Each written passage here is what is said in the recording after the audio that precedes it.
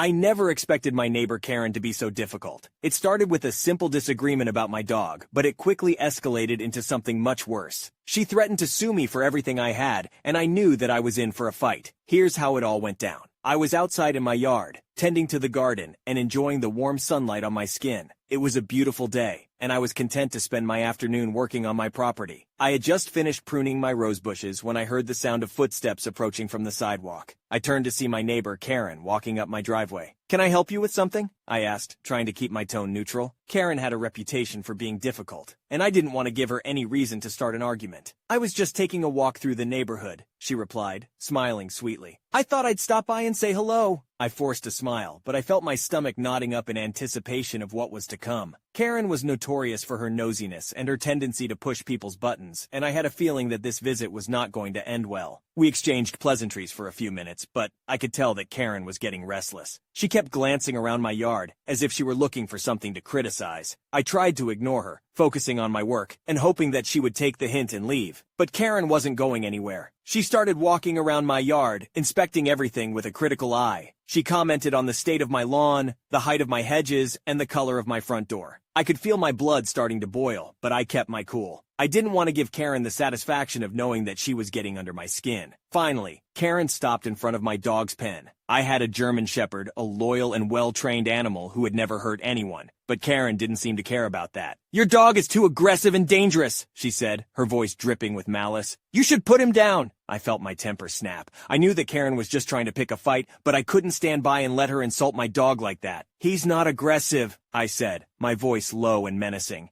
"He's a well-trained animal who has never hurt anyone. And you're not welcome on my property, Karen. Please leave." Karen's smile turned into a sneer. "I have a right to walk wherever I want," she said. "You can't tell me what to do." I felt my heart racing as Karen continued to taunt me. I knew that this wasn't going to end well, but I didn't know just how bad it was going to get. Karen was relentless. She kept pushing my buttons, making comments that I knew were meant to provoke me, but I refused to give her the satisfaction of knowing that she was getting to me. "You're trespassing," I said firmly. "I'm going to have to ask you to leave." Karen just laughed. "I pay taxes, I can walk wherever I want," she said. "You're just a rude neighbor with a vicious dog." I felt my temper flaring up again. I wanted to scream at her, to make her understand that she was in the wrong, but I knew that wouldn't solve anything. "Karen, please," I said, trying to keep my voice calm. "Just go home. We can talk about this later, when we're both feeling more level-headed." But Karen wasn't interested in being reasonable. She kept pushing, taunting me with insults and threats. "You're going to regret this, you know," she said, her voice low and menacing. "I have connections. I could make your life very difficult." I felt a knot forming in my stomach. I didn't doubt that Karen had some kind of power or influence, but I couldn't let her threats scare me. "I'm not afraid of you," I said, trying to sound confident. "I know my rights, and I know that you have no legal grounds to be on my property." Karen just smirked. "We'll see about that," she said. "I'm going to sue you for everything you've got. You'll regret messing with me." I felt a chill run down my spine. I knew that Karen was the type of person who would follow through on her threats, no matter how ridiculous they seemed. But I also knew that I had done nothing wrong. I had a right to protect my property and my dog, and I wasn't going to let Karen bully me into submission. "You can try to sue me if you want," I said, my voice shaking slightly, "but I have evidence that you were trespassing and provoking my dog. I think your case is going to be pretty weak." Karen just sneered at me. "You don't scare me," she said. "I'll see you in court." Karen's threats were ringing in my ears as she stormed off my property. I knew that this wasn't over. Karen wasn't the type to give up easily, but I wasn't going to let her scare me into submission. I had done nothing wrong, and I had the evidence to prove it. That night, I couldn't sleep. I kept replaying the events of the day in my head, trying to figure out what I could have done differently. But no matter how hard I tried, I couldn't shake the feeling that I was in the right. I had a right to protect my property and my dog, and Karen had no right to trespass and provoke me. The next day, I received a letter in the mail. It was from Karen's lawyer, informing me that Karen was planning to sue me for damages in excess of $10,000. I felt sick to my stomach as I read the letter. I had never been involved in a lawsuit before, and the thought of going to court was terrifying. But I refused to let Karen's threats intimidate me. I hired a lawyer of my own and started preparing my case. I went through all of my security footage, looking for evidence that would prove that Karen was in the wrong. And I talked to my neighbors, gathering statements from anyone who had witnessed the altercation. As the court date approached, I felt my tension growing. I wasn't sure what to expect. I had heard horror stories about how difficult it was to win a lawsuit, but I knew that I had done everything in my power to prepare for this day. When we arrived at the courthouse, Karen was already there, surrounded by her own lawyers and a group of supporters. She looked smug, as if she had already won, but I refused to let her get to me. I knew that I had the evidence to prove that she was in the wrong. The trial began, and Karen's lawyer started making his case. He argued that I had been negligent in not controlling my dog properly, and that Karen had suffered severe emotional distress as a result. He presented witness after witness, each one testifying to how dangerous and aggressive my dog was. But I knew that this was all lies. I had trained my dog myself, and I knew that he was well-behaved and friendly, and I had the video evidence to prove it. When it was my turn to present my case, I stood up confidently and presented my evidence to the court. I showed them the security footage of Karen entering my property without permission, of her taunting my dog and provoking him. I presented witness statements from my neighbors, all of whom testified to how well-behaved and friendly my dog was. Karen's lawyer tried to poke holes in my evidence, but I refused to let him get the best of me. I stood my ground, refuting his arguments with facts and evidence. And then, finally, the judge made his ruling. He ruled in my favor, citing the overwhelming evidence that Karen had been trespassing on my property and provoking my dog. He ordered Karen to pay for my legal fees and a fine for trespassing. As we walked out of the courthouse, I felt a sense of relief wash over me. I had won. I had stood up to Karen and proved that I was in the right. And even though I knew that Karen would never apologize, I felt vindicated and safe. I went home and locked all my doors and windows, making sure that my dog was safe and secure. I couldn't shake the feeling that Karen was going to try something, and I wanted to be prepared for whatever she had in store. Days turned into weeks, and I didn't hear anything from Karen. I started to relax, thinking that maybe she had finally given up. But then I received another letter in the mail. It was from Karen, and it was filled with threats and insults. She called me every name in the book, accusing me of being a terrible neighbor and a bad person. She vowed to make my life a living hell, to do whatever it took to get revenge for what she saw as a humiliating defeat in court. I felt my anger rising again, but I refused to let Karen get to me. I knew that she was just trying to provoke me, to get a reaction out of me, and I wasn't going to give her the satisfaction. Instead, I took a deep breath and wrote a calm, rational response. I told her that I was sorry that she felt the way she did, but that I had done nothing wrong. I reminded her that the court had ruled in my favor, and that she had no legal grounds to continue harassing me. At first, Karen didn't respond. I hoped that maybe she had finally given up, that she had realized that she wasn't going to win this fight. But then, she started sending me more letters, each one more aggressive and threatening than the last. I didn't know what to do. I felt like I was being stalked, like Karen was always watching me and waiting for the right moment to strike. I couldn't relax, couldn't enjoy my life, knowing that she was out there somewhere, plotting her revenge. But then, one day, I received a letter from Karen's lawyer. It was a settlement offer, a way for Karen to avoid going to court again. I read through the offer carefully, trying to figure out what Karen was up to. In the end, I decided to accept the settlement. It wasn't perfect, but it gave me some peace of mind, knowing that I wouldn't have to face Karen in court again. I signed the papers and sent them back, hoping that this would finally be the end of it, and it was. Karen never bothered me again. She moved away a few months later, and I heard through the grapevine that she had gotten into some legal trouble of her own. I didn't feel happy about her misfortune, but I did feel relieved that she was no longer a part of my life.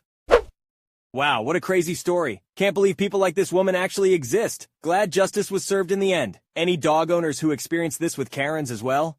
Usually, it seems like the cases of entitled people are limited to one-off occurrences. Stories from people, in which they describe an incident or two, of coming into contact with the rare entity known as an entitled person. But I'll tell you now, that when working in retail, this is an almost daily occurrence. Some time ago, I was working for a small wine and spirit merchant in a fairly small town. The residents were mainly middle to upper middle class, but many thought of themselves as upper class and therefore entitled to more than the average customer. This would usually be in the form of asking for a discount. Whether it's 1 bottle or 10, the words, "So what discount are you going to give me?" or "What price are you going to sell me this for?" will forever grate in my mind. Most of the time it would be for a case, 12 bottles of cheap wine, and in this instance, we'd usually take a bit of the top to make it seem like we're doing them a favor. If they were part of a company, society, etc., that we do trade with, we would take off as much as we could, depending on the profit margin of said product, or up to as much discount as they were allowed per agreement. Usually such customers would be happy to get a discount, but every now and then some would get pushy and demand their full discount on items we could not sell at such a price without making a loss. On one particular occasion, a customer who was a member of multiple societies thought they could stack their discounts and demanded I give them a 120% discount. At other times, we would get the occasional customer who wanted an expensive bottle of champagne, whiskey, or fine wine but did not want to pay the price. When working in retail customer service, you're always taught to never say no, rather using the terms like, unfortunately, I'm sorry, but, and using a technique that I like to call the stuffed sandwich. Good news, bad news is good news. We would usually use this to upsell customers, and it worked pretty well if someone wanted a discount. For example, 1. A customer wants 10 bottles of wine. 2. They ask for a discount. 3. I would reply, let me have a look and see what I can do for you.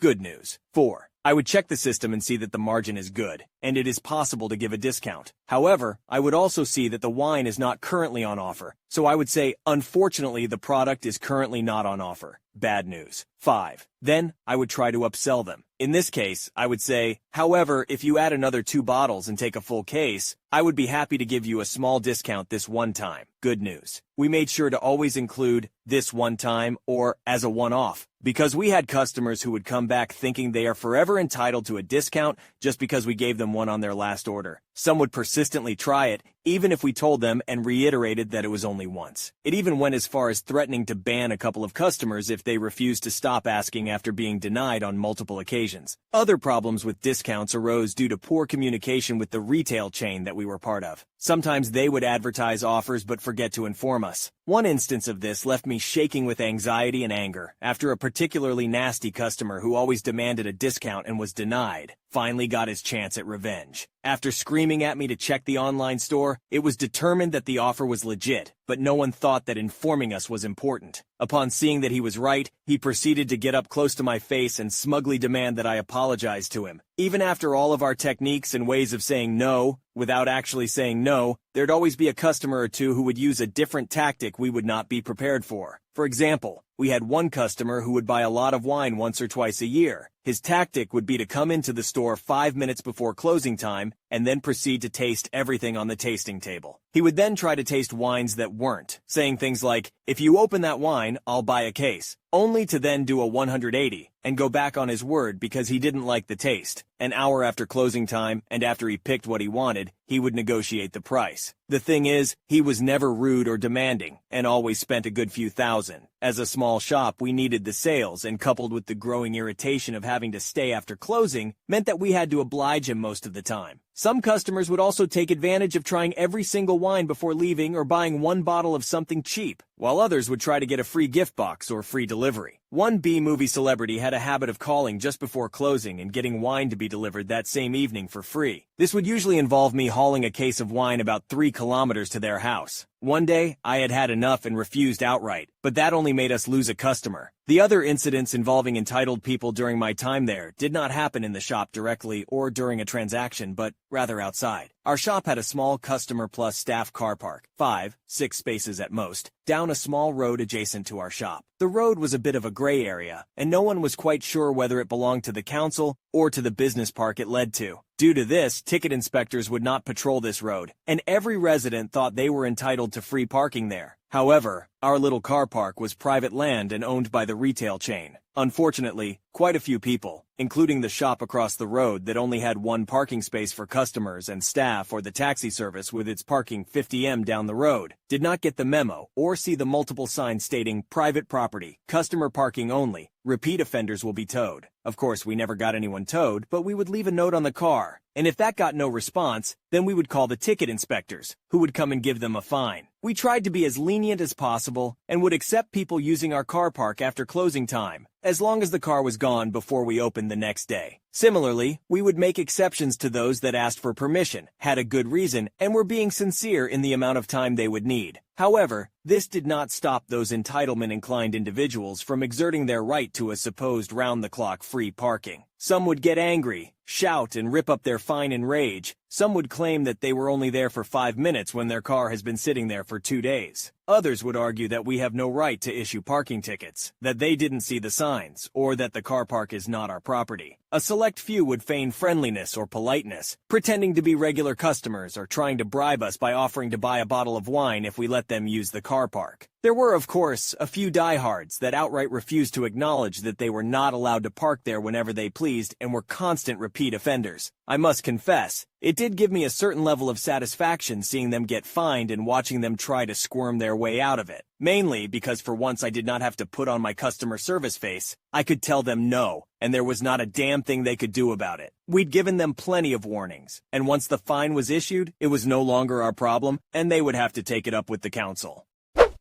I gotta say, working in retail must be tough. Dealing with entitled customers on a daily basis sounds like a nightmare. I can't believe some people actually demand discounts and refuse to take no for an answer. And don't even get me started on those entitled parkers. Loved hearing about the creative ways the staff tried to handle these people, but man, it must have been exhausting. Hats off to all the retail workers out there.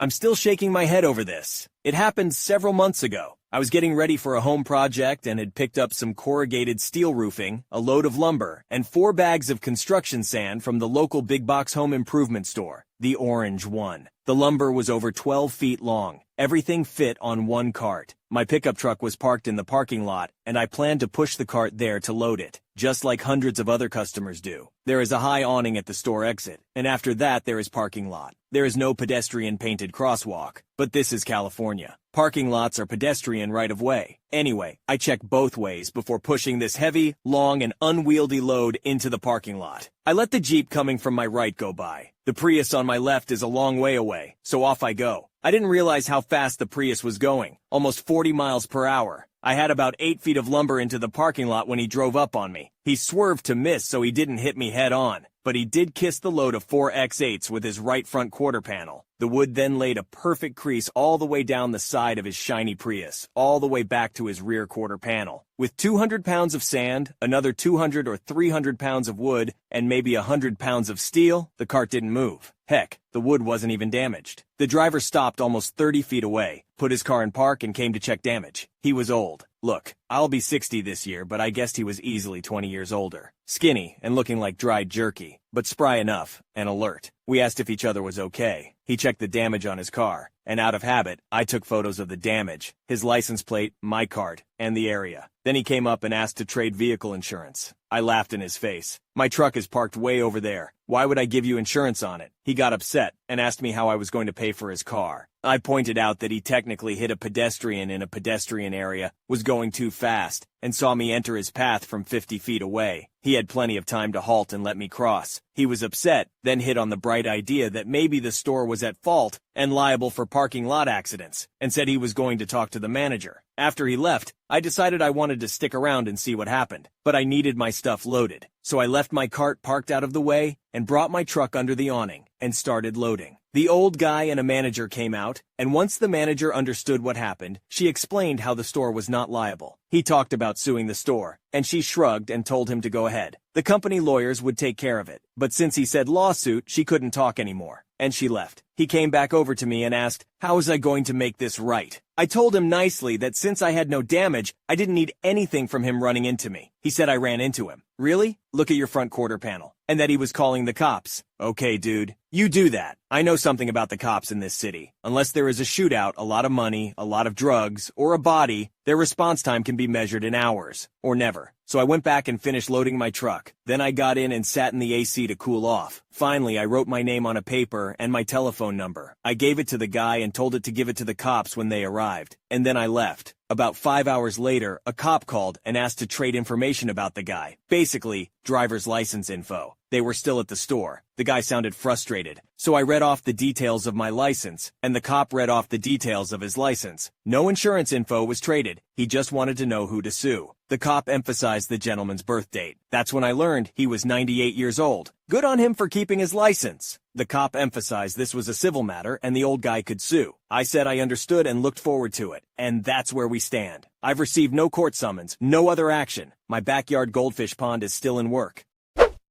I have to say, I'm impressed with the 98-year-old driver's spunk. But seriously, what's up with people not taking responsibility for their own mistakes? Glad to hear that they didn't have any damage to their stuff. And I'm also glad they're making progress on their backyard goldfish pond. If you enjoyed today's stories, check out the other videos on your screen now. Submit your own stories at you'rethejerk.com. Subscribe now or you're definitely the jerk.